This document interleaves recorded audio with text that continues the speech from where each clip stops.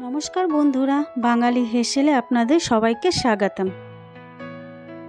আজকে আমি আপনাদের সামনে রান্না করব সর্ষে ইলিশ, যেটা কিনা খুব প্রিয় খাবার।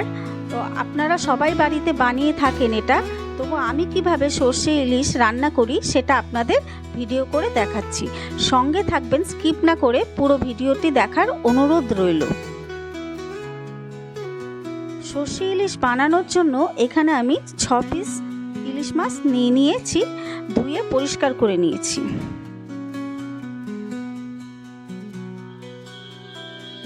এবার আমি ইলিশ মাছটাকে নুন হলুদ দিয়ে মাখিয়ে ম্যারিনেট করে 10 থেকে 15 মিনিট রেখে দেব। 10 থেকে 15 মিনিট ম্যারিনেট করে রাখলে ইলিশের ভেতরে বা মাছের ভেতরে নুন হলুদটা বেশ ভালোভাবে ঢুকে যায়।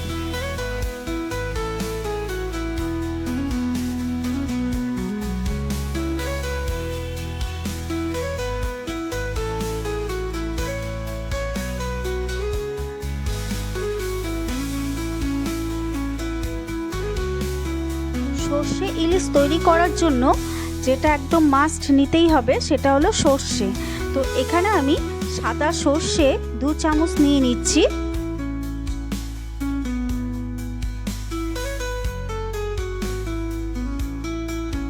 আর সর্ষে ইলিশ বা সর্ষের কোনো আইটেম বানানোর জন্য কালো সর্ষে কিছুটা মিশিয়ে নিলে ওটার কিন্তু টেস্ট দ্বিগুণ হয়। তাই আমি এখানে 2 চামচ কালো সর্ষেও মিশিয়ে নিচ্ছি। আমি দুটো সর্ষে দিয়ে সর্ষে ইলিশটা তৈরি করব। এরপরে আমি সর্ষের মধ্যে 3টে কাঁচা লঙ্কা দিয়ে দিচ্ছি আর কিছুটা নুন দিয়ে দিচ্ছি। কাঁচা লঙ্কা নুন দিলে কিন্তু সর্ষে বাটলে তেতো হয় না।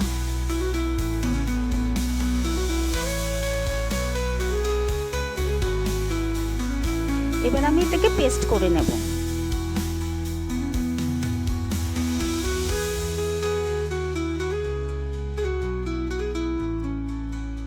সর্ষে আমার পেস্ট হয়ে গেছে। এবার সর্ষেটাকে ছাঁকনি দিয়ে ছেঁকে খোসাগুলোকে ফেলে দেব।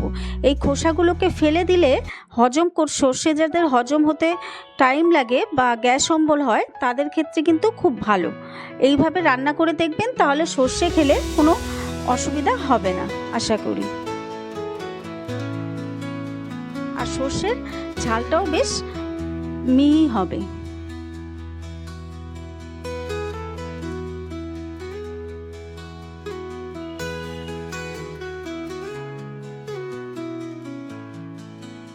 এবার কড়াইতে আমি বেশি করে সর্ষের তেল দিয়ে নেব। রান্নাটা আমি সর্ষের তেল দিয়েই করব। বেশি করে তেলটা দিচ্ছি কারণ এইটাতে আমি মাছ ভাজবো আর সাথে রান্নাটাও করব। এবার মাছগুলোকে আমি ভেজে নিচ্ছি। ইলিশ মাছ যেহেতু খুব নরম মাছ, ভেঙে যাওয়ার ভয় থাকে, ওই জন্য আমি 3টে করে ভাজবো। আমার মাছ প্রায় ভাজা হয়ে গেছে। খুব একটা কড়া করে ভাজবো না, তাহলে ইলিশ মাছের টেস্টটা নষ্ট হয়ে যায়। অল্প একটু ভেজেই তুলে নেব।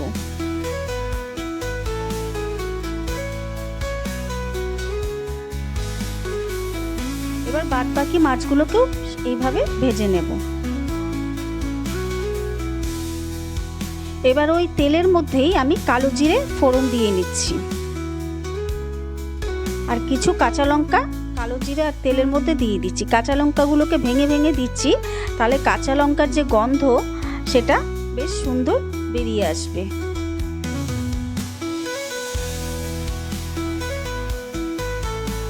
এবার এগুলোকে হালকা একটু ভেজে নিচ্ছি। ভেজে নিয়ে আমি তেলের মধ্যেই 1 চামচ হলুদ আর 8 চামচ কাশ্মীরি লঙ্কার গুঁড়ো দিয়ে দিচ্ছি। কাশ্মীরি লঙ্কার গুঁড়োটা দিলে সর্ষে ইলিশের কালারটা কিন্তু দারুণ আসে। আর তেলের মধ্যে এগুলো দিলে বেশ ফ্লেভারটাও ভালো আসে, কালারটাও দারুণ আসে।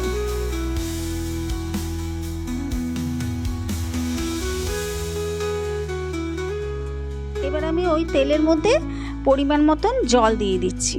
যেরকমভাবে সর্ষে ইলিশের গ্রেভিটা রাখবো সেই পরিমাণ আমি জলটা দিয়ে দিলাম।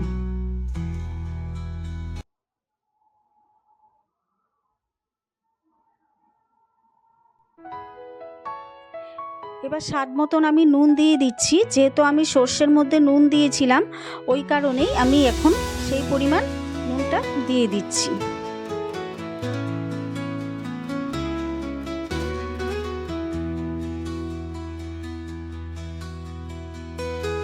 এবার ঝোলটাকে ভালো করে ফুটিয়ে নেব 3 থেকে 4 মিনিট মতন। ঝোলটা ফুটে উঠলে আমি মাছগুলোকে আস্তে আস্তে করে ছেড়ে দেব। গ্যাসটাকে লো টু মিডিয়ামে রাখবো।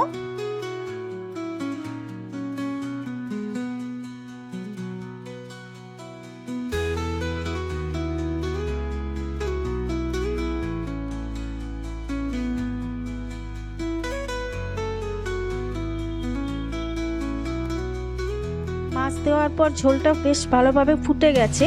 এবার আমি গ্যাস কমিয়ে 3 থেকে 4 মিনিট মাছটাকে ঢাকা চাপা দিয়ে সেদ্ধ হতে দেব।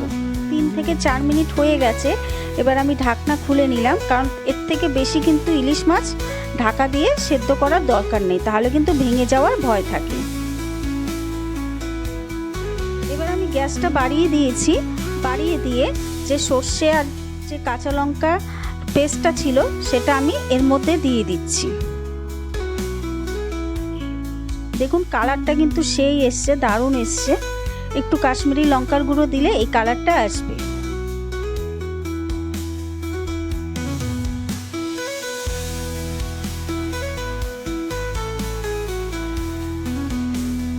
সর্ষে দেওয়ার পরে ঝোলটা আমার প্রায় অনেকটা টেনে এসছে এবং মাছটাও সেদ্ধ হয়ে গেছে।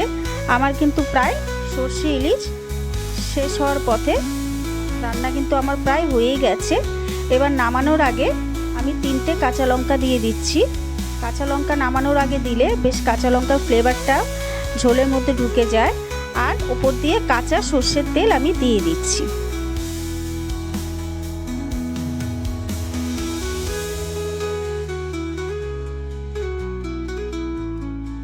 আমার কিন্তু সর্ষে ইলিশ একদম তৈরি হয়ে গেছে। গ্যাস বন্ধ করে দিয়েছি আমি স্ট্যান্ডার্ড টাইমে। এবার একটু ঢাকা চাপা দিয়ে রেখে দেব।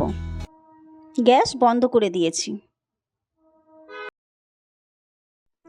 সর্ষে ইলিশ একদম তৈরি হয়ে গেছে আমার। দেখুন বন্ধুরা কতটা সুন্দর কালার হয়েছে এবং মাছটাও বেশ সুন্দর কিন্তু সেদ্ধ হয়ে গেছে।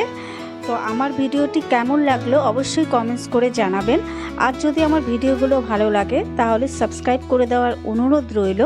পাশে থাকবেন, সাপোর্ট করবেন আর বেল আইকনটি অল করে দেবেন, তাহলে আপনাদের কাছে আমি ভিডিও ছাড়লে নোটিফিকেশন পৌঁছে যাবে খুব তাড়াতাড়ি। ভিডিও দেখতে আপনাদের সুবিধা হবে। Thanks for watching. সঙ্গে থাকবেন, সুস্থ থাকবেন, ভালো থাকবেন।